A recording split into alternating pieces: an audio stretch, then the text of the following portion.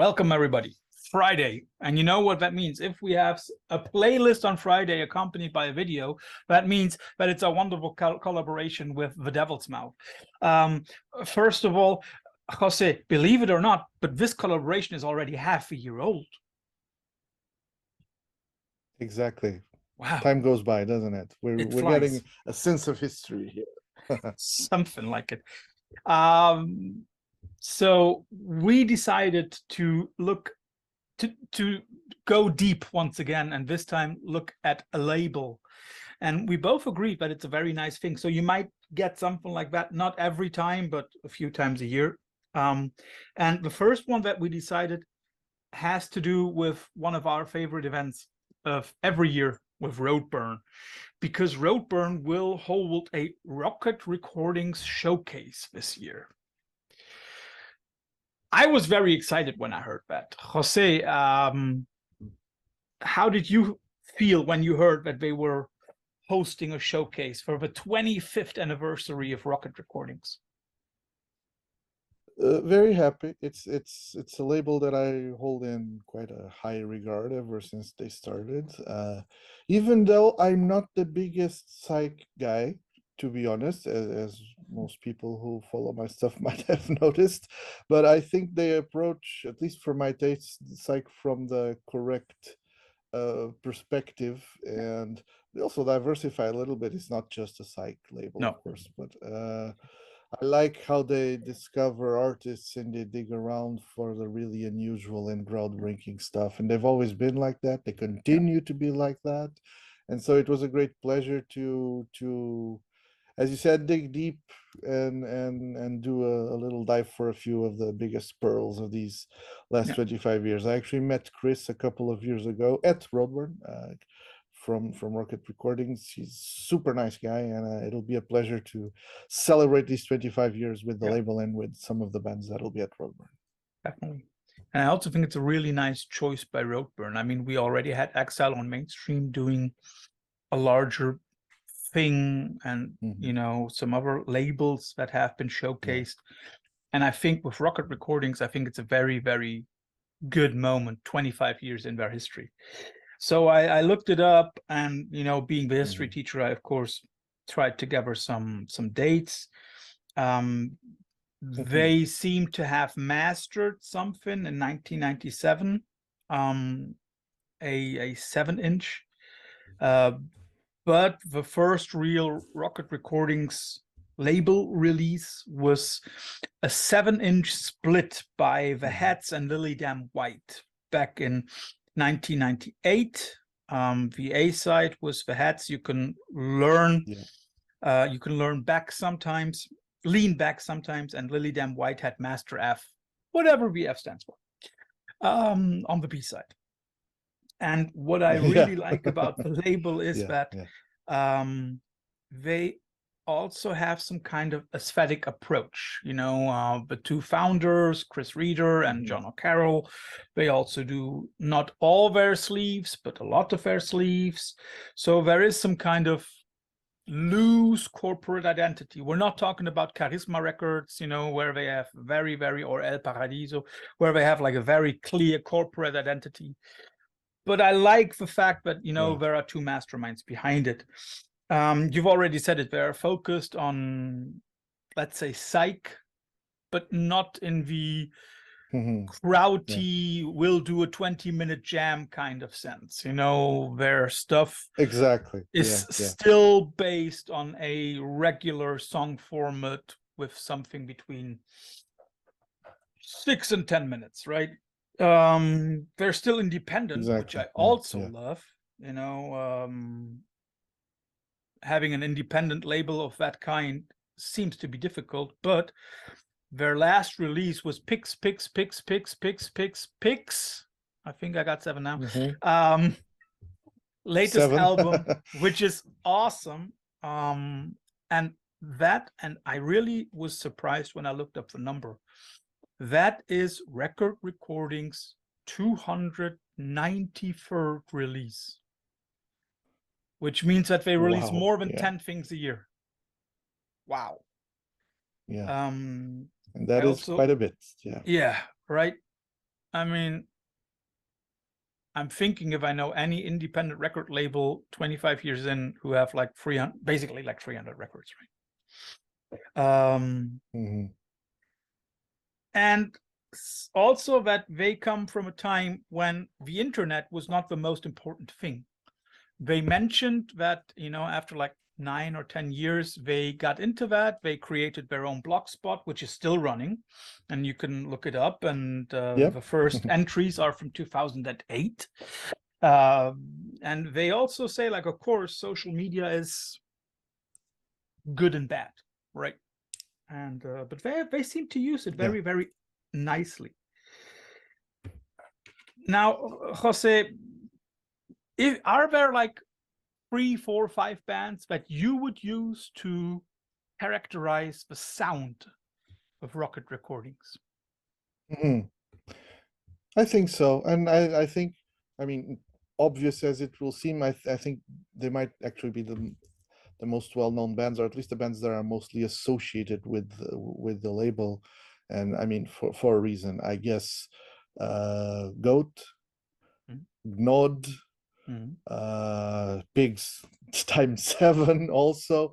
Teeth of the Sea, I would say, an extremely important band who had all their career on Rocket. And I would also add Uran, who became more known mainly through Roadburn and through Thomas Lindberg, who took them to Roadburn, and they were a huge success on that edition.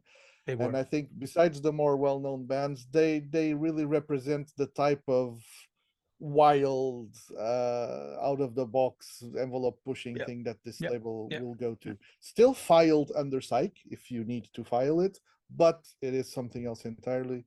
So for that alone, they represent them well. The other ones, I guess, if you mash up the ones that I mentioned, with a couple of exceptions, you get more or less the vibe of the whole label. Yeah. I would basically agree with all those, but of course, trying to also name drop a few more bands. I think a few that should be mentioned also because they show the diversity of the label are like Sawdust Caesars, who were one of the very first ones, and they're still active. The Heads, as I said, the first one, also still active. Patrick, everybody loves Patrick, and they're on Rocket recordings. I have 2 Patrick songs on the playlist. Pharaoh Overlord, which are also like very, very well known and becoming more popular. And also to show like a very, very different side of Rocket recordings, I would advise people to listen to Josephine Earn and The Liberation, which are like soft psych pop, I would say, but very, very nicely done. So we have a huge diversity on the label within one genre. And that is something that strikes me. Because, as you just said, psych is one of those genres which is nothing but a label because it's so hard to get. What is the? Is it's there more something an umbrella term, a vibe? Yeah. So what is as you already mentioned the word vibe, what is the characteristic vibe for Rocket recordings in your opinion? Good question, that one. I would say an overall sense of otherworldliness. You know, I could use the word psychedelia, which also means that in a way, but that's more tainted by other things. But yeah, a sense of the unreal, a sense of going beyond your own mind. Not wanting to get too philosophical about it, but that's the feeling that I get from most of these artists. Of course, then you're grounded instantly by things like the Shits or something like that, or some more clear rock and roll, like the Notorious Hi-Fi Killers, for example. But yeah, overall, I think it's a sort of good dream, bad dream situation, and a dream founded in reality, but a Technicolor dream kind of feeling. I would totally agree with that one also because, doing a little bit of research on the label and on the two label founders, they clearly stated that when they started in 1998, nobody listened to heavy psych or psych rock from the UK, because the UK at that time was basically nothing but indie rock and Britpop. And the last ebbings of shoegaze. And they said clearly that we knew that we were from an underground beneath everything that was listened to on the radio. And they gave some interesting references. They spoke about sub pop before they broke it. And they spoke about early 60s and 70s heavy band. They didn't even mention the word psychedelia. So it seems as if it's not 13th floor elevators, but more like Sir Lord Baltimore or Captain Beefheart, something like that. Yeah. Yeah. And that is something that strikes me, because the analogy to sub pop never came to my mind. Do you see any parallel between those two labels, apart from the fact that, of course, sub pop is not what it used to be 30 years ago, 40 years ago? No, it isn't. Still good stuff coming out of there, of course. Definitely. But yeah, it's a different thing, as it should be. I mean, after so many years. I guess the adventureness, because when Sub Pop started, they were also doing something that people weren't paying attention to, and they made people pay attention by sheer quality, I guess. And also sticking to it, right? That ethos, right? Yeah, nobody cares, but this is what we like, so let's fucking do it, and people will care because it's good. So that stubbornness, that pig-headedness pays off sometimes. Yeah. Something that struck me as a parallel was also the focus on local bands. I mean, like we all know, Sub Pop, Seattle, that's it. That's the connection we all make. I didn't know that Rocket Recordings was not from London. I automatically associated them with London, but they're from Bristol. So they said, like, at first they were looking at local bands, and then with the higher emergence of the internet, they were able to spread it out a little bit further. So I think that's also something, trying to promote your own scene, whether people like it or not. Yeah.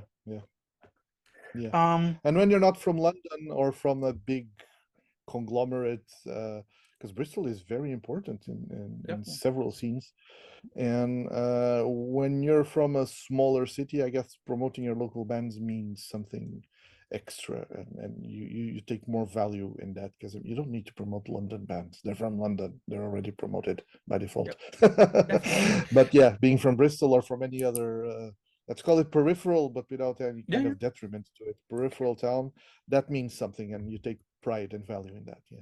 And it's also interesting, although they're from Bristol, they never participated in that Bristol trip hop thing. So even within the city, they stuck to their own scene, which of course makes them in a way a go-to label for every band that is or that did not do the regular trip hop thing back there, right? So for the underground, they were always underground.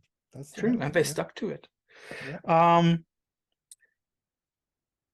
One last question before we leave everybody to listen to the playlists. Shoot. What is the best record title on Rocket Recordings ever? I have to cheat. I have their Discogs page open. No. I also had to cheat. I had to look it up, but we will agree. We will agree that it's that record by Gnod. Oh, no, yes, absolutely, no question. And I chose a song from that record for my playlist because, yes, of course, Just Say No to the Psycho Right-Wing Capitalist Fascist Industrial Death Machine. No question. Best record title ever. Best record title ever, not only on the label, just ever. No, yes, definitely. Music. Yeah. Forget Master of Puppets, forget anything. Just say no to the Psych-Rock. This is it. Yeah. This is it. Absolutely. Yeah. And then when you look at the sleeve, It's basically just Yeah. that, you know. It's just Just that that. in Red bold background, letters. black blocky letters. Bam, take that. Yeah, exactly. So everybody, you know how it goes. You can look at Jose's playlist here at Veil of Sound. You can look at Exactly. my playlist at The Devil's Mouth. If you now say, okay, you two have a look at Pelagic Records, have a look at DB Murmorti, just tell us. We'll try. Mention it in the comments. Yeah, just beneath here. You like my promotion technique? I just did the same 2 days ago with something else. So everybody enjoy the playlists, give us some feedback, and tell us which next record Have label fun. we should do.